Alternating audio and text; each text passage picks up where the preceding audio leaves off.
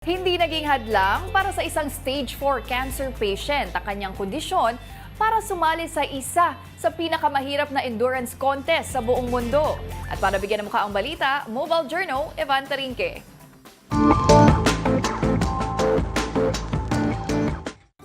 Hindi lang karera para sa malalakas ang Ironman. Yan ang pinatunayan ng isang stage 4 cancer patient na napagtagumpayan ng sport event na ito. 2 taon na ang nakakalipas ng taningan ng buhay ni Jonathan. Pwedeng hanggang 5 taon na lang daw ang buhay niya.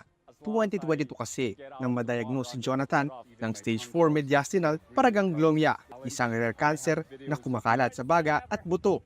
Pero sa kabila ng malubhang sakit, patuloy ang takbo niya sa buhay. Sumali siya sa Ironman World Championship sa Kona, Hawaii. Ang cancer patient na si Jonathan natapos ang isa sa pinakamahirap na endurance event sa buong mundo.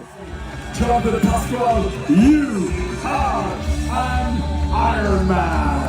With me putting in the effort to keep moving, I will be able to serve more people and inspire more people. Nasa higit 2 oras kada araw ang training ni Jonathan na isang medical practitioner din. Pero kahit puspusan ang paghahanda niya, may mga pagkakataon pa rin na nahirapan siya sa mahigit 200-kilometer Ironman journey dahil na rin sa kanyang sakit.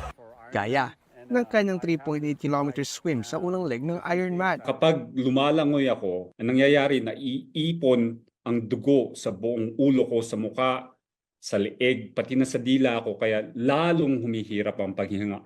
Nilagpasan lahat yan ni Jonathan dahil na rin sa suporta ng mga mahal niya sa buhay. Binibigyan ko ang sarili ko ng chance na to keep trying, to keep moving, to keep competing. Not only am I prolonging my life, I'm doing something to extend my life. Lakas ng katawan, puso at determinasyon, mga bagay na naging daan ni Jonathan para malagpasan niya ang hamon sa buhay. Mobile Journal, Evan Tarinque po hatid ang muka ng balita.